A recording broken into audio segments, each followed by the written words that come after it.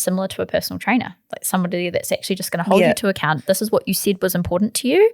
This is how we're going to achieve it. Why haven't you done the thing? Very easy to skip the gym when you're the only person that knows you're going.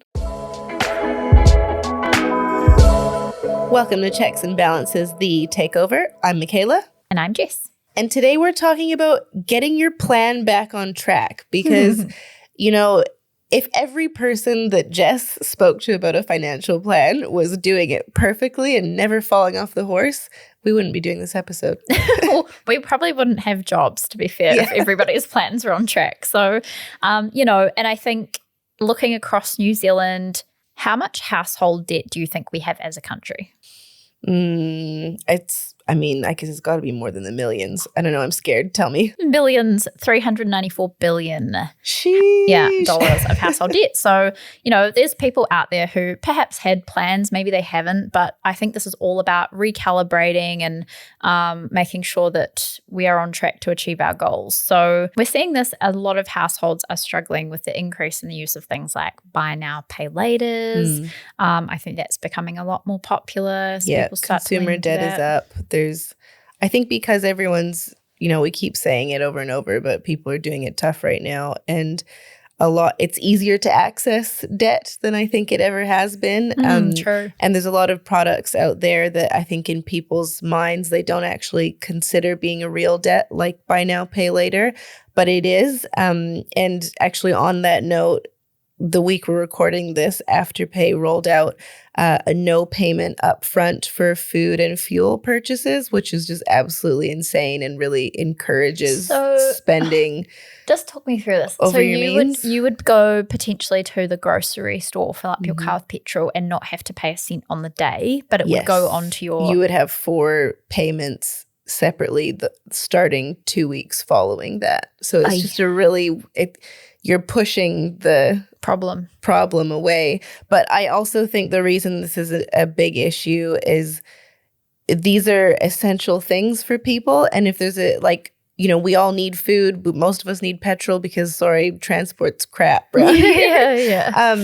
It's something you can't avoid. And if you're making a way to push the problem sideways, then of course people are going to use it.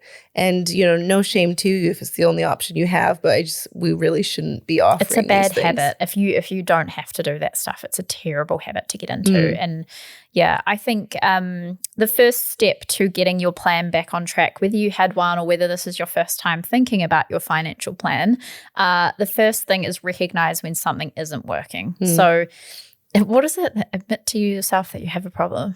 What is that? like Alcoholics Anonymous. Yeah.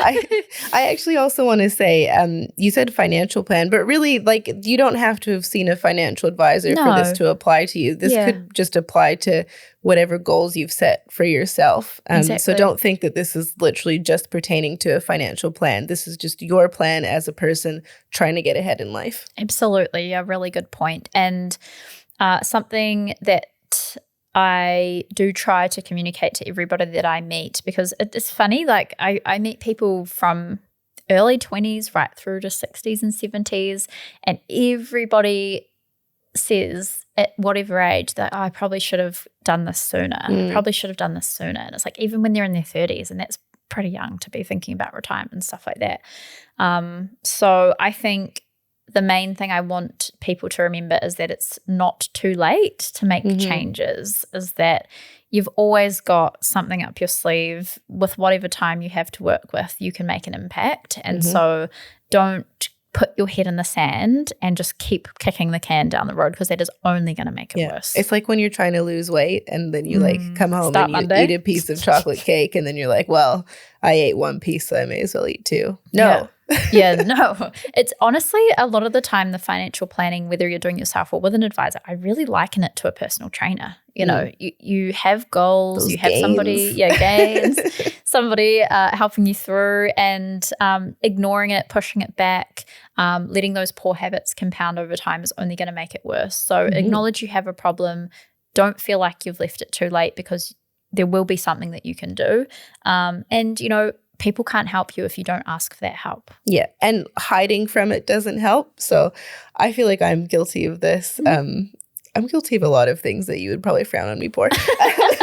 But hiding from the problem. So like ignoring the fact that you are carrying bad debt per se, overspending and just having like generally poor habits. I think that's really hard as a younger person because you kind of want to keep up with like everyone that's doing fun stuff all the time. Sure. Or like you want to do the traveling and maybe you don't have the savings to do it. But there's a lot of holes you can fall into, I think, in your 20s and 30s that put you in this off track position. Massively. But, we can avoid it. And that comes through to our, next point is shifting your mindset. So really try to, once you've recognized that things aren't working the way that you want them to, moving the mindset to think about your perspective, staying realistic, and stop comparing yourself to other people. Yeah, I think that which is so key. Hard. Yeah, it's so hard. It's so much easier said than done.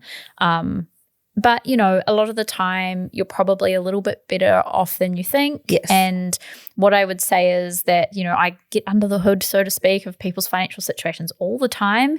And I can guarantee you that just because it looks as if somebody is really wealthy or doing really well does definitely not always mean that in the background. So try to take comfort in that. And trust me, it's not always as good as it looks. I think about this all the time whenever I kind of like feel like I'm not doing well enough. But I think that's because, especially working in our industry, you get surrounded by people that, bought their first investment property at 20 and now they're 30 and they own like 10 or something. Yeah. And it's hard not to compare yourself and feel like you should have done more. But then a lot of the time I'll just like take a couple steps back and go, hang on a minute. Like, you've got a great job, you have a house, you have people around you that love you. Like, just to step back and appreciate the basic things. And not everyone has to be a bajillionaire by the age of 32.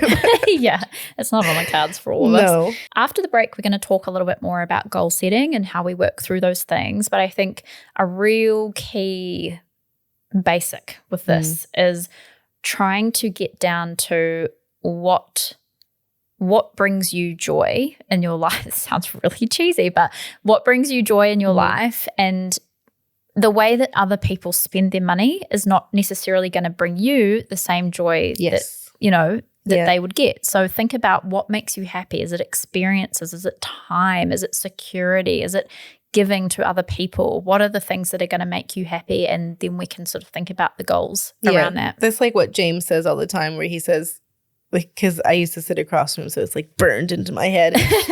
Money is the tool for you to live the life that you want, or something. That's exactly right. We say that all the time. Yeah. Money is just a tool to help you live the life that you want to live. But That's it makes what it comes sense down because to. Not like, we've said before, not everyone even wants to buy a house, or not some people want to travel. Some people want to live in the hills. I don't know. But what are your do your goals make sense for you? Yeah.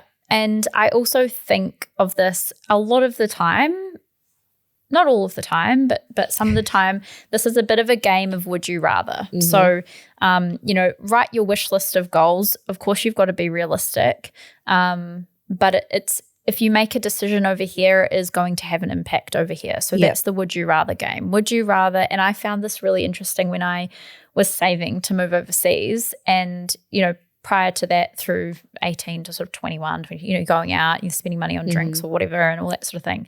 And sort of as soon as the plan to move was locked in, the savings just go, because you're going, well, would I rather go out and spend this money on a drink or a night out, or get that much closer to my goal of moving? That is the mindset shift we're talking about. That's the mindset shift, exactly. And you can feel it. Just like the weight loss or the Alcoholics Anonymous, you can't get help if you don't want to help yourself. So you can't, no one's going to force you to save. So unless you actually want to do it, it's not going to happen. It's got to be coming from you. That's right. Okay, well, after the break, let's talk some more about the goal setting. If your finances feel off track, Lighthouse can help. From restructuring debt to building a clear plan, we can guide you forward from here. Click the link in the show notes to start today. Now back to the episode. Okay, so step 3 of our off-plan anonymous meeting is building a roadmap. So how are you going to get yourself back on track? So we've done the reflection piece. We've realized things aren't working. You know, we've had our head in the sand. We've now got a problem. We know we want to fix it.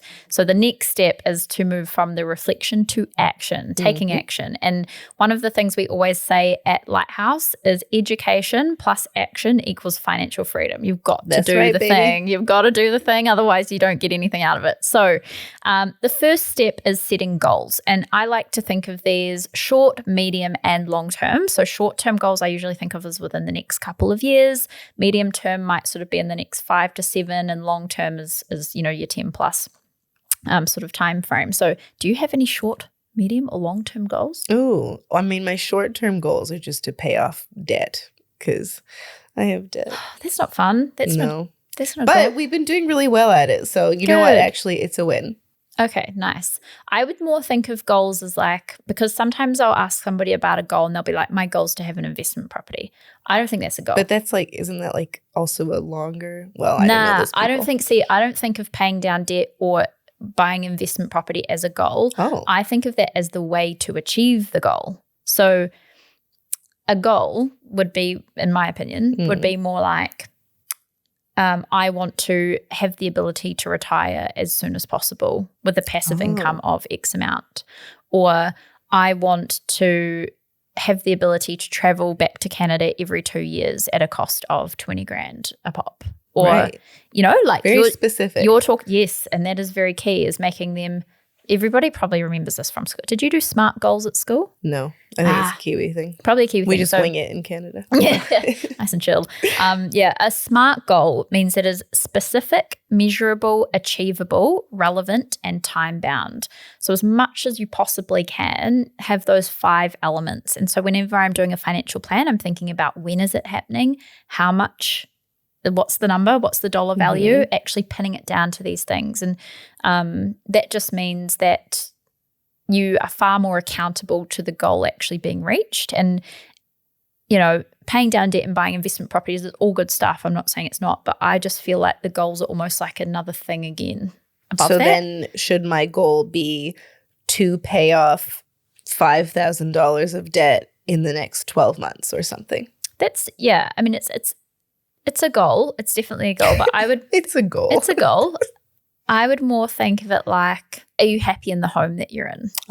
No. But I feel like that's a medium-term goal, right? So there you go. So there's a good medium. My goal in terms of the home that I'm living in is that I would like to move home in 5 years to a property that is worth X amount to upsize or have more land or be in an area that I'm more happy with. Like that's the goal. I see. Okay. In my mind. All right. Does that make sense? Yes. Kind of bring it back to like free financial plan. What is the life? What is the life stuff? Like, how do you want your life to look? I guess that is the goal, is the life that you want. Yeah. Yeah. Exactly. Okay, I get it. Yay. Okay. Yeah, exactly. So there we go. So thinking about those things and asking somebody what are your goals is quite a big question. It can be quite difficult for people to nail it down. So I will always consider four areas, and there's obviously things around this too, but what is the home that you're living in? Are you happy there? You're renovating? There's probably going to be some goals around that. What is the lifestyle that you're living now? Are you happy with it? Do you want changes to it? There's probably some goals there. What is the life you want in the future? So what does retirement look like for you? What are the goals there? And quite often family, children, nieces and nephews, like there might be some sort of legacy type goals that people also have. So those are the 4 areas that I would concentrate on when I'm talking to someone for the first time. I see. All right. Man, you're so switched on. I do this every day. It's almost like you do it as a job. Okay, so structure and process, like we've got the goals, then how are you going to stick to it and make it work? So you're only as good as your process. What would you say is like, I mean, not giving away free financial advice, but like what's a good process to step through, easy for people to grasp? Yeah, I'm a really big believer that you're only as good as your structure and process, and you fall, you know, as far as that will let you go. So things like make it as easy as possible for yourself to do the things you need to do with things like your account structure. To have a very good think about, what are the bank accounts that I have? What is the purpose of them? Do I have too few? Do I have too many? Too many. Do you? It drives me. How no, many not do you me. have? I'm just thinking Oh, of when you people see that them? have too Yeah. many, and What's it the most drives you've me seen? crazy. Maybe like definitely between 10 and 15 I've seen. I've seen up to 30. It's too many. I was reading this post on the Personal Finance New Zealand subreddit, and there was this young woman. She was like late 20s, and she was really stressed out because she felt like she was really behind for her age, which kind of goes back to the beginning of this when we were talking about like not comparing yourself to other people. And then she's saying, you know, she has quite a lot of money in savings, like over 100,000 or something like that. But then she mentioned, she's like, you know, I'm really good. Like I try really hard to budget and keep everything going well. And she's like, I can't remember how many bank accounts she said she had, but it was insane. Like she had a bank account for just like, these are my GP appointments and these are my like sweet treats and this is my gym membership. And I, first of all, was thinking, you're actually doing really well for yourself, so you shouldn't think that you're behind. But second of all, I was thinking, there's got to be a better way for you to do this and still, like, be doing well. Yeah, in my opinion, I think that many bank accounts is too many bank accounts. And that's why a clear account structure with a handful of quite meaningful accounts plus a tool like Pocketsmith is giving you the feed, you know, I can see how much I'm spending on my GP appointments if I want to because Pocketsmith's giving me that feedback, but I don't have 30 bank accounts. It's just a little bit more straightforward than that. And, you know, relying on things like making sure you're setting up automatic payments, direct debits where you can. You know, your money management should not actually take you more than 5 minutes a week.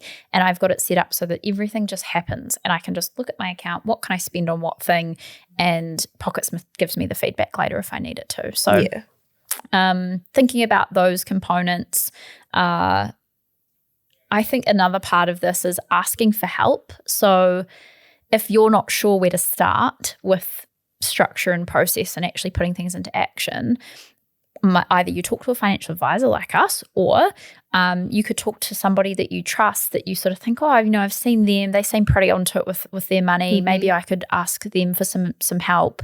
Not saying that all advice you get is necessarily good advice. There's a big caveat to that is, you know, there's a lot of advice floating around online. People love to dish it out. But I think if there's a trusted person close to you that you could maybe hash some of these things out with, especially if you can't, you're not in a position to be able to do like a full financial plan, it's a good place to start.